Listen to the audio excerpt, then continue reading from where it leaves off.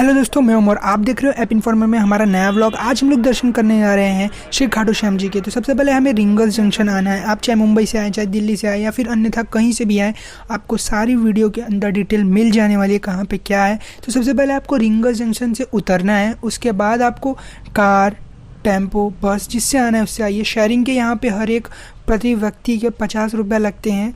कोई 30 से 40 रुपये भी होता है, लेकिन 50 रुपये इस वक्त चल रहा है। और बस में आपको 30 रुपया ही लगेंगे, लेकिन बस का नहीं पता था। हम ट्रेन से उतरे, डायरेक्ट हमें मिल गई, तो हम लोग फोर्स के इसमें आ गए। नाम नहीं है मालूम है फोर्स की इस गाड़ी का, लेकिन सुबह का वातावरण बहुत ही अच्छा है, मन प्रसन्न है, बिकॉज हम दर्शन करने जा रहे हैं श्री खाटू श्याम जी के। जी की एक अद्भुत ही कहानी है इनकी, और कहानी भी मैं आपको बताऊंगा वीडियो में। फिलहाल आप लोग चलिए खाटू श्याम जी के बारे में आपको कुछ बता दूँ। यहाँ पे आने के लिए आप मुंबई से अगर आ रहे हैं तो चंडीगढ़ सुपरफास्ट एक्सप्रेस, जो कि गुरुवार को चलता है और सोमवार को चलता है मुंबई से।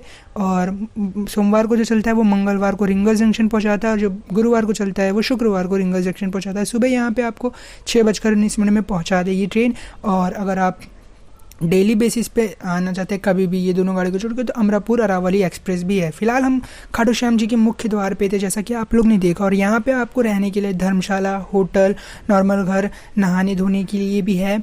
आप जैसे चाहें वैसे यहाँ पे सेट हो सकते हैं। फिलहाल आपको यहाँ पे मैं दिखा दूँ होटल, जितने भी धर्मशाला, हमने बहुत जगह ढूंढा सुबह सुबह में, क्योंकि वहाँ की सिस्टम ही अलग है। थोड़ा मैं आपको वो लास्ट में बताऊँगा। फिलहाल यहाँ पर हम लोग दर्शन करने वाले हैं, तो दर्शन करते हैं। आप लोग देख सकते हो वातावरण बहुत ही बढ़िया बना हुआ है यहाँ पे।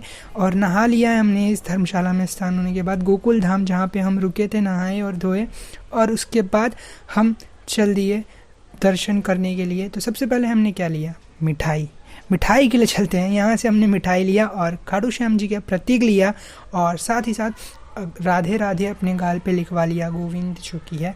और बड़े मन प्रसन्न करते हुए एक गुलाब भी ले लिया, और फिर चल दिए खाटू श्याम जी के मंदिर की ओर। तो आगे चल के आपको सीधा खाटू श्याम जी के मंदिर में मिलते हैं, दर्शन करते हैं वैसे वहाँ पे। और यहाँ पे बहुत ही अच्छा वातावरण है गलियों में। सुबह का मौसम, शांति प्लस भगवान का नाम जपते रहना और बाबा का नाम लेते रहना। हारे का सहारा खाटू श्याम हमारा। तो यहाँ पे आप लोग देख सकते हो ये श्याम कुंड है जो सीधा स्ट्रेट गया है, बट वहाँ पे हम आने के बाद लेंगे जो भी जल लेना है। और खाटू श्याम के यहाँ पे आप लोग देख सकते हैं ऐसा सिस्टम बना हुआ है लाइन के लिए, ताकि भीड़ ज़्यादा होने पर सिस्टम बना रहे। और मैं आपको बता दूँ, हम पहले जहाँ पे चले गए थे जिस लाइन में, मतलब यहाँ पे एकदम लास्ट वाले में, तो यहाँ पे आप लोग को डायरेक्ट दर्शन होता है, मतलब खाटू श्याम जी के एकदम पास नहीं जाने मिलता, तो उस वजह से थोड़ा प्रॉब्लम हो जाता है। और खाटू श्याम जी के दर्शन करने के लिए आपको मैं बता दूं, अगर आप कुछ प्रसाद लेके गए हैं, चढ़ाना चाहते हैं, तो आपको एकदम लेफ्ट साइड में जाना है। इस वक्त जहाँ पे मैं हूँ ये पूरा राइट साइड का कॉर्नर है, तो इसलिए हम लोग को देख सकते हैं आप लोग कैसे दर्शन कराया जा रहा है। मैं आपको सब दिखाता हूँ, और बाकी तो आप देख ही रहे हैं कैसे सब नाम जप रहे हैं बड़ी प्रेम पूर्वक। और यहाँ पे मैं भी नाम जप रहा हूँ मन ही मन, क्योंकि चिल्लाने से बेहतर है दिल से मन से जपो। और चिल्ला भी सकते हो, भक्ति में कोई भी भाव चलता ही है। तो यहाँ पे आप लोग देख सकते हो खाटू श्याम जी के दर्शन करने के लिए कितने भक्त आए हैं, और बहुत सारे भक्त और भी हैं। तो मैं आपको ये डिटेल देना चाहता हूँ कि आप अगर खाटू श्याम जी के लिए प्रसाद लेके जा रहे हैं या कुछ भी चढ़ावा लेके जा रहे हैं, चढ़ाना चाहते हैं, तो उसके लिए आपको जहाँ पे मैं खड़ा था एकदम राइट में कॉर्नर, वहाँ पे नहीं रहना है, आपको लेफ्ट साइड में जाना है और फर्स्ट वाले लाइन में लगना है। तभी आपको खाटू श्याम जी के दर्शन एकदम नज़दीक से मिलेगा। और शायद आप जो प्रसाद है वो पंडित जी के हाथ में देके चढ़ा सकते हैं, क्योंकि मैं जिस लाइन में गया था वहाँ से 3 लाइन जो बनी हुई थी, वहाँ पे उन सब को डायरेक्ट दर्शन सिर्फ दूर से देखने वाला और रिटर्न भेज दे रहे थे, चढ़ाने नहीं मिल रहा था। तो फिर मैंने पुलिस जी से पूछा, जैसा कि आप लोग आगे की वीडियो में देखेंगे, लेकिन आपका टाइम ना वेस्ट करते हुए मैं आपको पहले ही बता दे रहा हूँ कि मैंने पुलिस वालों से पूछा कि भैया मतलब अंकल जी, कि ये मैंने प्रसाद लिया है और मुझे यहाँ से चढ़ाने नहीं मिला, तो क्या मैं अगर पहले लाइन से जाऊँगा तो चढ़ाने मिलेगा? और हमारे पास बहुत सारा समय था, तो हम दोबारा चल दिए। लेकिन उससे पहले बता दूँ, यहाँ पे हमने दर्शन कर लिया है। और जैसे कि आप लोग देख सकते हो खाटू श्याम जी के दर्शन, और फिर बगल में ही बजरंगबली थे तो उनका भी आशीर्वाद लिया, और फिर हम आ गए लाइन में। और अब आप देख सकते हो लास्ट टाइम में राइट साइड में एकदम कॉर्नर में था, बट इस टाइम में लेफ्ट के 3rd लाइन में हूँ, मतलब मुझे और कॉर्नर में जाना था, या इस टाइम पे भी मैं प्रसाद नहीं चढ़ा पाया बिकॉज मैं थर्ड मतलब सेकंड लाइन में आ गया था। राइट साइड में तो गया था, बट प्रॉब्लम ये था कि एकदम फर्स्ट टाइम में नहीं था। मुझे लगा कि हो जाएगा लेकिन नहीं हुआ, बट कोई नहीं, दिल से चढ़ा दिया और फिर कहीं और जाके चढ़ाया, वहाँ पे जहाँ पे खाटू श्याम जी की मूर्ति थी, और भी जगह जहाँ मंदिर बने थे वहाँ पे चढ़ा दिया, क्योंकि भगवान तो एक ही, बस दिल से चढ़ाना है तो चढ़ा दिया वहाँ पे। चलिए चलते हैं श्याम कुंड में। आपको जल जहाँ से चर्म रोग जो रहता है अपने ऊपर छिड़कने से वो जल, जितने भी चर्म रोग, जिसको भी कैसे भी का कोई भी प्रॉब्लम हुआ हो चर्म रोग में, तो वो ठीक हो जाता है। तो अभी हम श्याम कुंड की तरफ चल रहे हैं जहाँ पे हम श्याम जल लेंगे, और बस चलिए ऐसे गलियों से मज़ा लेते हुए और थोड़ा दर्शन कर लेते हैं। यहाँ पे देख सकते हो आप लोग, मंदिर ही मंदिर है, और दर्शन कीजिए और फिर मैं आपको लास्ट में मिलता हूँ डिटेल के साथ। तब तक के लिए जय श्री श्याम, हरे का सहारा, खाटू श्याम। पंचमुखी महादेव मंदिर है ये, और बजरंगबली जी के मंदिर भी है। और जैसा कि मैंने आप लोग को बताया था कि मैं चढ़ा रहा हूँ जो कि मिठाई जहाँ पे, वहाँ पे नहीं चढ़ा पाया, तो यहीं पे खाटू श्याम जी की एक और मंदिर थी, वहीं पे उनको चढ़ा दिया। और फिर उसके बाद वो प्रसाद स्वरूप मिला जब, तो हम ले लिए और यहाँ पे आने के बाद हमने बांट दिया। फिलहाल यहाँ पे आप लोग देख सकते हो सारा कैसे लिखा गया है, कैसे वर्णन किया गया है सारी बातों का, जो कि बुक में, और जितने भी कवि भगवान, जितने भी कथाकारक और लिखे हुए गए हैं, जो बात सीखने को मिलती है यहाँ पे आप लोग देख सकते हो। और बहुत ही अच्छा मंदिर है, मतलब यहाँ का एक अलग ही एनर्जी फील होती है, अगर इंग्लिश में बोलो और हिंदी में बोलो तो मतलब एक मस्त हृदय जो है ना वो पुलकित हो जाता है, और मन एकदम शुद्ध, पवित्र और बहुत ही आनंदमय लगता है, दिल से बता रहा हूँ। और ये है हमारे श्याम जल जो कि बनाया गया है इनके द्वारा। ये तो पुराना वाला है, जो कि श्याम जल यहाँ पे दो है, एक नया बना हुआ है और ये पुराना वाला है। तो ये मंदिर के अंदर जो बना हुआ है ये नया है, और ये रहा हमारे पास पुराना वाला।